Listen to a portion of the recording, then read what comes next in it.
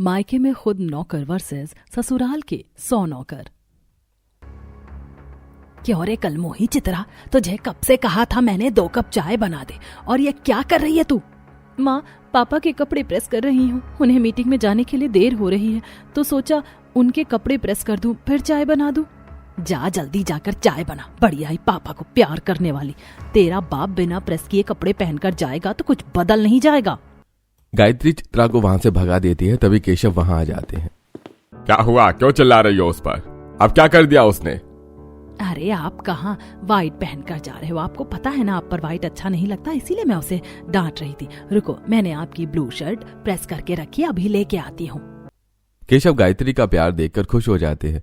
गायत्री चित्रा की सौतेली माँ थी, जिसे केशव चित्रा की माँ मालती से भी ज्यादा प्यार करते थे, इसलिए गायत्री जो कहती थी घर में वही होता था। चित्रा चुपचाप रसोई से 2 कप चाय लेकर बाहर आती है। उसकी आंखें झुकी हुई हैं, चेहरे पर थकान साफ झलक रही है।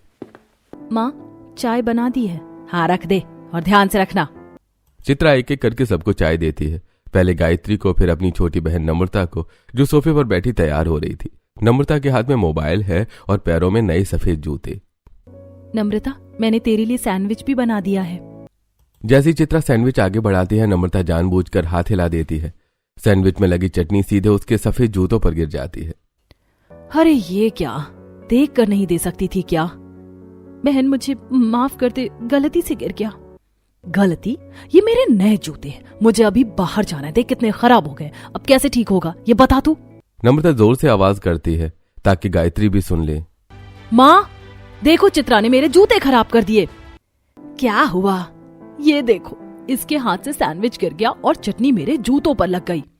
तेरे पास में क्या दिमाग नहीं है? हमेशा कोई ना कोई कांड करती रहती है, मनहूस कहीं की। जब देखो तब कुछ कर देती है, कलमुही।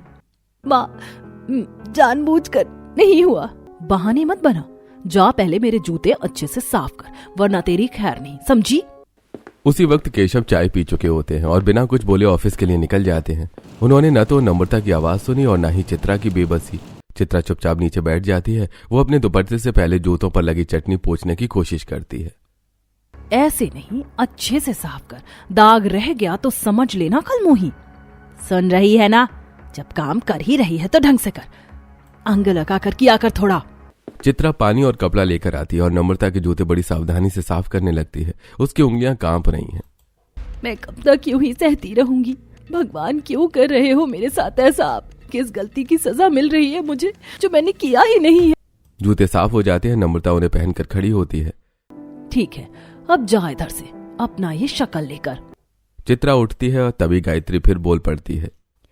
आजकल बड़ी सफाई देने लगी है, सच बताऊं ये सब जानबूझकर करती है।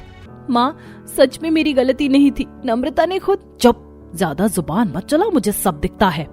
चित्रा कुछ नहीं कह पाती, उसकी आंखों से आंसू गिरते हैं, लेकिन वो पोंछ लेती है। दिन बीतते जाते हैं, घर का हर काम चित्रा के हिस्से आ जाता है। सुबह उठ के झाड़ू पोछा, बर्तन, कपड़े, खाना सब वही करती है। एक दिन दोपहर का समय होता है। चित्रा छत पर कपड़े फैलाने आई होती है। धूप तेज है, लेकिन वो बिना रुके काम कर रही है। नीचे गली में गायत्री की पड़ोसनें खड़ी होकर बातें कर रही होती है। और ये देखो, ये वही लड़की है ना गायत्री की? हाँ यही है, पूरा घर यही संभालती है। कितनी मेहनती है, सुबह से शाम तक काम करती रहती है। और मेरी नौकरानी को देखो, जरा सा काम कह दो तो न करे शुरू। सही कह रही हो, आजकल नौकरानी भी रानी बन गई है। मेरी तो चाय भी मन से नहीं बनाती है। ऊपर छत पर खड़ी चित्रा सब सुन रही होती है। वो चुपचाप कपड़े फैलाती रहती है। तभी सीढ़ियों से गायत्री आती है। क्या गपशप चल रही है? और गायत्री जी, आपकी बेटी तो कमाल की है, इतना काम करती है। काम कराना है तो मेरे घर की नौकरानी ले जाओ। पड़ोसन एक दूसरे को देखकर चौंक जाती हैं। अरे वो तो आपकी बेटी है ना? बेटी हो या नौकरानी, मुफ्त में काम हो रहा है तो करवा लो। चित्रा का हाथ कपड़ों पर रुक जाता है। उसकी आंखें भर आती हैं। अगले दिन से गायत्री का हुक्म और सख्त हो जाता है। पहले घर का काम निपटाएगी, फिर सुलोचना के यहाँ झाड़ू पोछा करेगी। माँ, ज्यादा सवाल मत कर। चित्रा अब रोज अपने घर के बाद पड़ोसियों के घर भी काम करने जाने लगती है। कोई उसे पानी तक नहीं पूछता। कभी सुषमा के यहाँ बर्तन, कभी कांति के यहाँ कपड़े, कभी तन्वी के यहाँ झाड़ू। रात को जब वो घर लौटती है तो थकान से उसका बदन टूटने लगता है। नम्रता और गायत्री उसे बात बात पर ताना मारती हैं। देखो माँ, हमारी मेड कितनी फेमस हो गई है। चुपचाप काम कर, यही तेरी औकात है। ऐसे दिन बीतते जाते हैं। गायत्री और घर के बाकी लोग चित्रा को खूब परेशान करते हैं, लेकिन चित्रा सब कुछ चुपचाप सहती रहती है, इस उम्मीद में कि एक दिन उसकी सच्चाई सामने आएगी। घर में ये साफ हो चुका था कि चित्रा को कोई बेटी या इंसान नहीं समझता था। सबकी नजर में वो सिर्फ एक नौकरानी थी, जिसे सुबह से रात तक काम में जोत दिया जाता था, और फिर उसकी थकान, उसकी तकलीफ, उसके आंसू किसी को दिखाई ही न दे। अरे ओ चित्रा, अभी तक झाड़ू नहीं लगी क्या? पूरा दिन सोती रहती है? माँ, अभी रसोई के बर्तन धुल के आ रही हूँ। बकवास बंद कर, पहले झाड़ू, फिर पोछा, फिर छत साफ, और हाँ, शाम को पड़ोस में भी काम है। नम्रता सोफे पर बैठी मोबाइल चला रही थी, उसने चित्रा की तरफ देखा तक नहीं। माँ, इसे नौकरानी से ज्यादा कुछ समझने की गलती मत करना, तभी तो सिर चढ़ जाती है। घर के हर सदस्य के लिए चित्रा सिर्फ काम करने वाली थी, कोई उसे नाम से नहीं बुलाता। कभी ए काम वाली, कभी ओ लड़की, कभी अबे जल्दी कर। उसके हाथों पर छाले थे, पैरों में चोट के निशान, कपड़े फटे हुए, लेकिन किसी को फर्क नहीं पड़ता। एक दिन घर में हलचल होती है। गायत्री पूरे घर को चमकाने का आदेश देती है। आज लड़के वाले आने वाले हैं, नम्रता के लिए रिश्ता आया है, सब कुछ चमकना चाहिए। माँ, लड़का शहर में रहता है ना? शहर क्या, बहुत बड़ा खानदान है, करोड़ों की जायदाद है। चित्रा सुबह से ही काम में लगी होती है। उसे सबसे आखिर में नहाने का मौका मिलता है। पुराने फटे कपड़े पहनकर ही वो काम करती रहती है। डोरबेल बजती है। घर के दरवाजे पर रिश्ते वाले खड़े थे। गायत्री सबका हाथ जोड़कर स्वागत करती है। चित्रा, जल्दी चाय नाश्ता ले आ। चित्रा ट्रे लेकर आती है। उसके हाथ कांप रहे होते हैं। गरम चाय की भाप उसके जख्मी हाथों को और जला देती है। लड़के वाले सोफे पर बैठे होते हैं। सबसे आगे रौनक बैठा होता है। रौनक की नजर जैसे ही चित्रा पर पड़ती है, उसके कदम रुक जाते हैं। फटे कपड़े, हाथ पैर पर चोट के निशान और चेहरे पर एक अजीब सी मासूमियत। रौनक की आंखें उसी पर ठहर जाती हैं। ये लड़की कौन है? अरे वो हमारी नौकरानी है। क्या भाग्यवान, क्यों मजाक करती हो? ये मेरी बेटी है। नौकरानी शब्द सुनकर रौनक का दिल जैसे चुभ जाता है। चित्रा सबको चाय देती है। जब वो रौनक के सामने आती है, उसकी नजर झुक जाती है। आपका नाम? जी, चित्रा। रौनक की आंखों में कुछ बदल जाता है। वो गायत्री की तरफ देखता है। मैं नम्रता से शादी नहीं करूंगा। पूरा कमरा सन्न रह जाता है। क्या? ये क्या कह रहे हैं आप? मुझे चित्रा पसंद है, मैं उसी से शादी करना चाहता हूँ। चित्रा के हाथ से ट्रे गिरते गिरते बजती है। नहीं नहीं, मैं कैसे कर सकती हूँ? चुप कर चित्रा, ये क्या तमाशा है? रौनक के माता पिता एक दूसरे को देखते हैं। हमें लड़की पसंद है, संस्कार चेहरे से झलकते हैं। रिश्ता उसी पल तय हो जाता है। लड़के वाले जाते हैं। जैसे दरवाजा बंद होता है, तूने मेरी बेटी की जिंदगी बर्बाद कर दी। इतने अच्छे खानदान का रिश्ता आया था, तेरी वजह से सब बर्बाद हो गया। गायत्री चित्रा को मारने लगती है। थप्पड़, लाते, बाल खींचना, सब उसे बहुत परेशान करते हैं। तेरी वजह से नम्रता का रिश्ता गया। मैंने कुछ नहीं किया माँ। पड़ोसने बाहर खड़ी सब देखती हैं। अब ये लड़की आजाद होगी। भगवान देर से सही न्याय करता है। कुछ ही दिनों में शादी की तैयारियां शुरू हो जाती हैं। चित्रा की शादी ससुराल वालों के कारण बड़े रजवाड़ी ठाट से होती है। ससुराल की तरफ से घोड़े, बैंड बाजा, सोने के गहने, रेशमी लहंगे सब आया था। गायत्री चुप है। नम्रता की आंखों में जलन साफ दिख रही है। गाजे बाजे के साथ बड़ी धूमधाम से चित्रा की शादी होती है। विदाई के समय चित्रा आखिरी बार पीछे देखती है। वही घर, वही छत, वही जुल्म। अब वो एक नए घर जा रही थी, 100 नौकरों वाली ससुराल में, लेकिन इस बार नौकरानी नहीं, बहू बनकर। आज अगर मेरी माँ होती तो मेरी विदाई बहुत अच्छे से होती। कोई ना, अब ससुराल जाकर यही कोशिश करूंगी कि सबको खुश रखूं। शादी की सारी रस्म पूरी होने के बाद जैसे ही चित्रा की डोली ससुराल की भव्य हवेली के सामने आकर रुकती है, पूरे मोहल्ले में शहनाइयों और ढोल नगाड़ों की गूंज फैल जाती है। विशाल लोहे का गेट खुलता है और अंदर का दृश्य देखकर चित्रा की सांस थम सी जाती है। दोनों तरफ कतार में खड़े 100 नौकर, सबके चेहरे पर मुस्कान, हाथ जुड़े हुए, आंखों में आदर। किसी के हाथ में कुमकुम की थाल है, कोई चांदी के लोटे में जल लिए खड़ा है, तो कोई फर्श पर फूलों की पंखुड़ियां बिछा रहा है। जैसे ही चित्रा गाड़ी से नीचे उतरती है, बहू जी आपका स्वागत है। चित्रा सकुचाते हुए आगे बढ़ती है। चरण कुमकुम की थाल आगे करता है। बहू जी पहले चरण स्पर्श कीजिए। चित्रा कांपते कदमों से कुमकुम में पैर रखती है। उसी पल कमल फूलों की बारिश शुरू कर देते हैं। गुलाब, गेंदा, चमेली, हर तरफ खुशबू फैल जाती है। इतने में सास सुगंधा सामने आती है। भारी रेशमी साड़ी, गले में पुश्तैनी हार, चेहरे पर मां जैसी ममता। पूजा की थाल लाओ। सुजीत चांदी की पूजा थाल लाकर देता है। सुगंधा चित्रा की आरती उतारती है, माथे पर टीका लगाती है। आज से ये घर तुम्हारा है बहू। यहाँ तुम सिर्फ बहू नहीं, इस घर की इज्जत हो। सारे नौकर एक साथ फूल बरसाते हैं। बहू जी का स्वागत है हमारी प्यारी बहू रानी जी। ससुर माधव आगे बढ़ते हैं। खुश रहो बेटी, हमेशा सुखी रहो। नंद मुस्कुराते हुए चित्रा को गले लगाती है। भाभी, हमें आपसे मिलने का बहुत इंतजार था। जेठानी रागिनी और जेठ मनीष भी आगे आते हैं। घर की रौनक अब आप हैं भाभी। स्वागत है। चित्रा की आंखों से आंसू बह निकलते हैं। वो सोचती है जिस लड़की को मायके में एक काम वाली कहा जाता था, आज उसी के स्वागत में फूलों की बारिश हो रही है। गृह प्रवेश के बाद नौकरों की पूरी टोली चित्रा की सेवा में लगती है। रामू फलों की थाल लाता है, कमल मिठाइयों से भरी चांदी की परात रखता है, सुजीत शाही व्यंजनों से सजी थाली लाता है। कुछ ही देर में चित्रा के सामने 56 भोग सजा दिए जाते हैं। सुगंधा आदेश देती है, बहू को अच्छे से खिलाओ, एक भी चीज कम नहीं होनी चाहिए। नौकर सिर झुकाकर सेवा में लग जाते हैं। कोई निवाला आगे करता है, कोई पानी का गिलास थामे रहता है। चित्रा बार बार अपने पति रौनक की ओर देखती है। रौनक, मुझे सब सपना लग रहा है। सपना नहीं, हक है तुम्हारा, अब इसकी आदत डाल लो। खाने के बाद सुगंधा फिर बोलती है, अब बहू का बिस्तर लगाओ, कमरा दिखा दो। चरण और सुजीत आगे बढ़ते हैं। चरण कमरे में मखमली बिस्तर लगा रहा होता है। रेशमी चादरें, फूलों की सजावट थी। सुजीत झुककर चित्रा की हाई हील उतारता है। बहू जी, ये आरामदायक चप्पल पहन लीजिए, चित्रा घबरा जाती है। नहीं, मैं खुद कर लूंगी। यहाँ सब ऐसे ही होता है। नौकर चप्पल पहनाता है और दोनों नौकर चित्रा को कमरे तक ले जाते हैं। कमरे में पहुंचते ही चित्रा ठिठक जाती है। राजसी पलंग, भारी पर्दे, सुकून भरी खुशबू थी। नौकर सिर झुकाकर बाहर चले जाते हैं। चित्रा बिस्तर के कोने बैठ जाती है। रौनक, क्या सच में अब मुझे कोई काम नहीं करना पड़ेगा? हाँ, अब तुम्हारा काम सिर्फ खुश रहना है। अगली सुबह पहली रसोई का दिन। चित्रा आदतन बहुत जल्दी उठ जाती है। मायके की आदतें अभी भी उसके अंदर जिंदा थी। वो चुपचाप रसोई की ओर बढ़ती है। जैसे ही वो रसोई में कदम रखती है, अरे बहू, तुम यहाँ क्या कर रही हो? माँ जी, पहली रसोई? यहाँ नौकर किस लिए है? तुम्हें काम करने की जरूरत नहीं है। चित्रा हैरान रह जाती है। तुमने जिंदगी में बहुत काम कर लिया है, अब आराम करो, अपने आप पर ध्यान दो।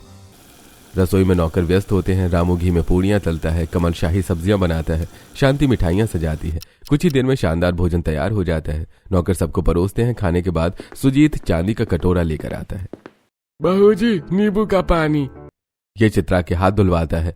रेशमी तौलिए से उसके हाथ पोंछती है। चित्रा की आंखों से आंसू बह निकलते हैं। वो मन ही मन सोचती है, जिस लड़की को कभी जूते साफ कराने पर मजबूर किया गया था, आज उसी के हाथ नौकर धुला रही है। मैंने पिछले जन्म में कुछ अच्छे काम किए होंगे, जिसका फल अब मुझे शादी के बाद मिल रहा है। क्या बात है, तुम हर बात पर भावुक हो जाती हो क्या? ये सब आपके प्यार का नतीजा है। आप इतना प्यार जो करते हैं मुझे। कुछ दिन ऐसे ही बीत जाते हैं। सुबह आंख खुलते ही उसके कमरे में चाय आ जाती है। कपड़े तैयार रहते हैं। नहाने का पानी तक नौकर पहले से जांच लेते। हर वक्त कोई ना कोई उसकी सेवा में खड़ा रहता। नौकर चित्रा की खूब खातिरदारी करते। रामू कभी फल काट कर लाता तो, बहू जी, कुछ और चाहिए? नहीं नहीं, इतना बहुत था, आप भी जाओ, खा लो। शुरुआत में चित्रा को यह सब अजीब लगता था, लेकिन धीरे धीरे वो इस नई जीवन में ढलने लगी थी। मायके की मार, ताने और बेइज्जती के बाद यह सम्मान उसे किसी सपने जैसा लगता। लेकिन इसी बीच एक बात थी जो धीरे धीरे उसके दिल में चुभने लगी। इतने अच्छे, मेहनती और वफादार नौकर होने के बावजूद घर के कुछ लोग उनके साथ बहुत बुरा बर्ताव करते थे। पहले चित्रा ने इस पर ज्यादा ध्यान नहीं दिया। उसे लगा शायद अमीर घरों में ऐसा ही होता होगा। लेकिन जैसे जैसे दिन बीतते गए उसकी आंखें खुलने लगी। एक दोपहर की बात थी। जेठानी रागिनी ड्राइंग रूम में बैठी थी। रामू, वो नीला कुशन कहाँ है? जी भाभी जी, अभी लाता हूँ। रामू स्टोर की तरफ भागता है। कुशन ढूंढने में थोड़ी देर हो जाती है। क्या करता रहता है, इतनी देर लगती है कुशन लाने में? माफ कीजिए भाभी जी। चित्रा पास ही खड़ी सब देख रही थी। उसे अच्छा नहीं लगा, लेकिन वो चुप रही। एक और दिन नंद नव्या तैयार होकर बाहर जाने वाली थी। चरण, मेरी चप्पल लाओ। चरण झुककर चप्पल उठाता है। वो पहले अपने कपड़े से हल्का सा साफ करता है और फिर आगे बढ़ाता है। नव्या का चेहरा तमतमा उठता है। अरे, अपने कपड़े से साफ करके चप्पल पहनाने की हिम्मत कैसे हुई? वो गुस्से में चप्पल उठाती है और चरण के सिर पर रगड़ते हुए पहन लेती है। नौकर है तू, औकात में रह। चरण का सिर झुक जाता है। उसकी आंखें नम हो जाती हैं।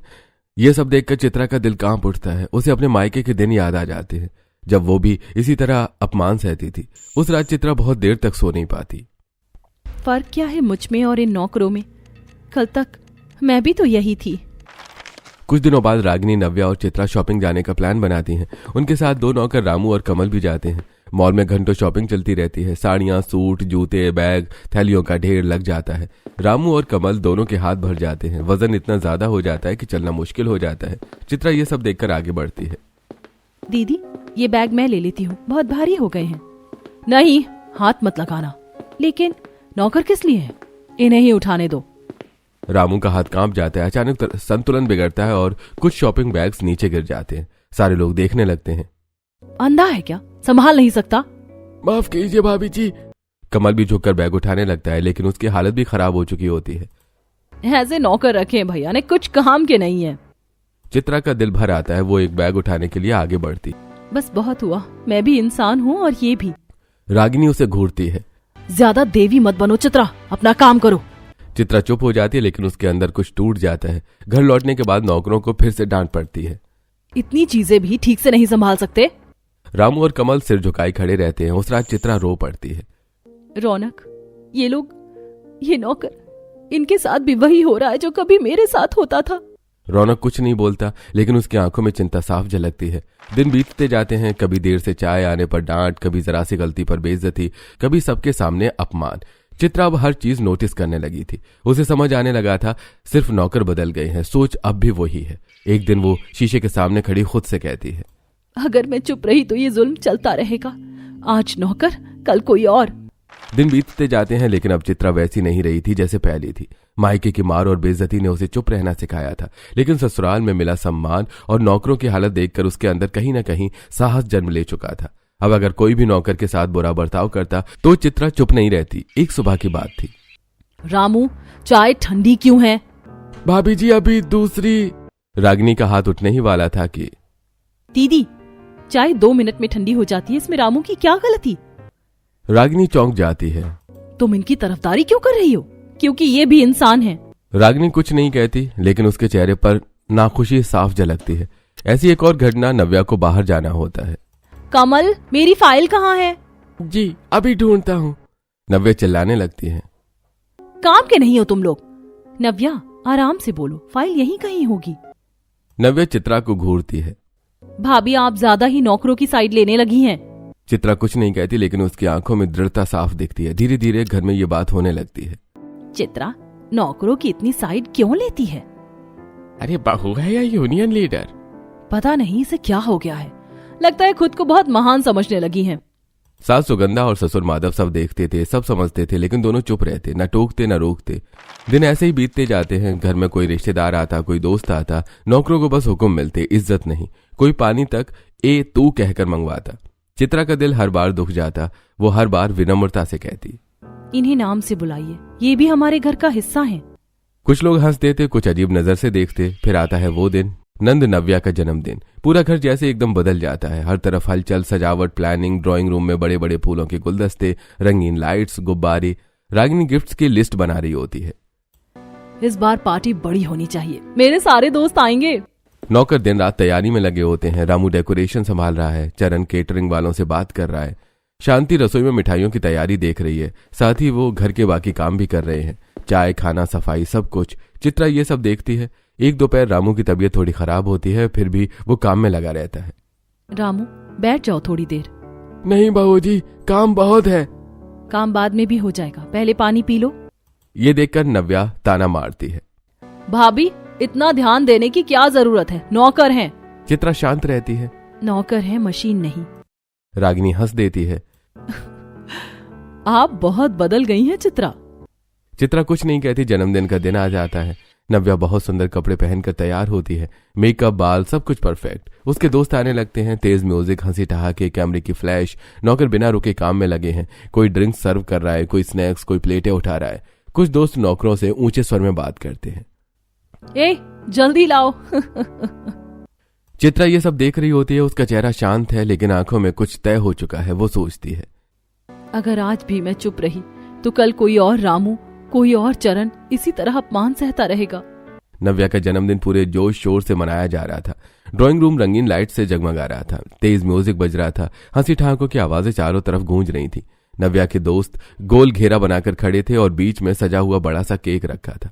नव्या मुस्कुराते हुए केक काटने के लिए आगे बढ़ती है। उसी समय एक नौकर ट्रे में जूस के गिलास लेकर निकलता है। पीछे से नव्या की दोस्त पूजा जोर से धक्का दे देती है। धक्का लगते ही नौकर का संतुलन बिगड़ जाता है और जूस का गिलास नव्या के कपड़ों पर गिर जाता है। अरे ये क्या कर दिया, बेवकूफ कहीं का। आंखें नहीं है, देखकर नहीं चल सकता। पूरा हॉल एक पल के लिए शांत हो जाता है। नव्या नीचे देखती है। उसकी महंगी ड्रेस पर जूस फैल चुका होता है।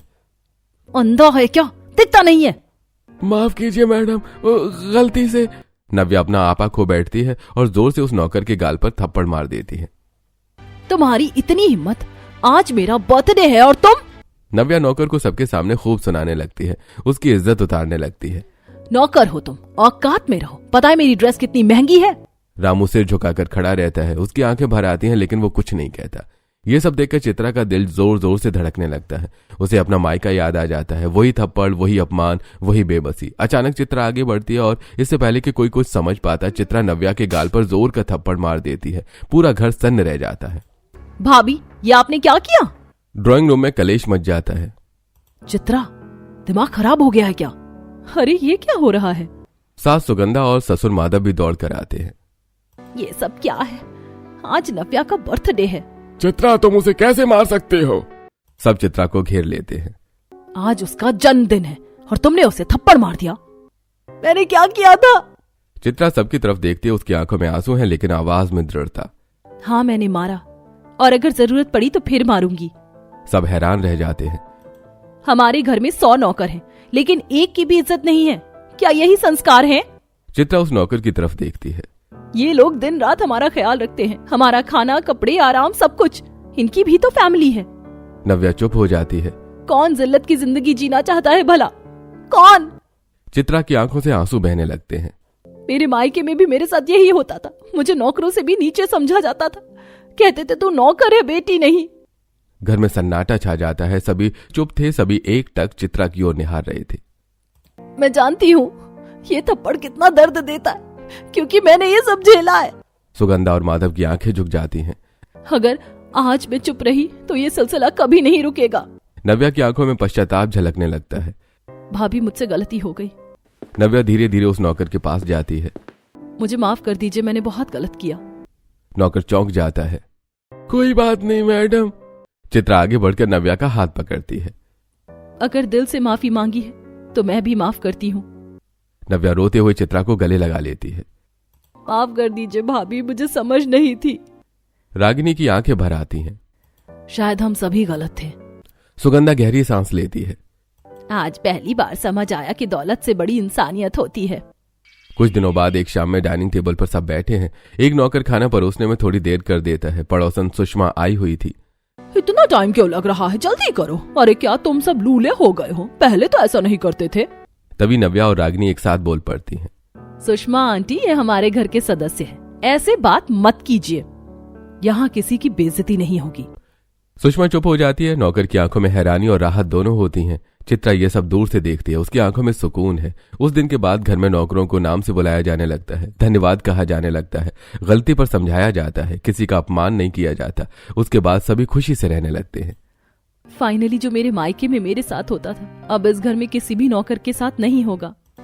वहीं कुछ देर बाद रामू और चरण हिचकिचाते हुए चित्रा के पास आते हैं। दोनों हाथ जोड़कर खड़े हो जाते हैं। बाबूजी, आज अगर हमें इंसान समझा जा रहा है तो वो सिर्फ आपकी वजह से। धन्यवाद। आपने जो किया वो हमारे लिए भगवान से कम नहीं है। चित्रा उसकी तरफ देखकर मुस्कुरा देती है। उसी समय सास सुगंधा हाथ में थैलियां लेकर आती है। ये सब तुम्हारे लिए, नए कपड़े और मिठाइयाँ। अब से तुम सब हमारे परिवार का हिस्सा हो। नौकरों के चेहरे पर सुकून और सम्मान की चमक होती है। घर में पहली बार सब मिलकर हंसते हैं और सच में एक परिवार बन जाते हैं। अब सभी 100 नौकर आराम से खुशी से रहने लगते हैं।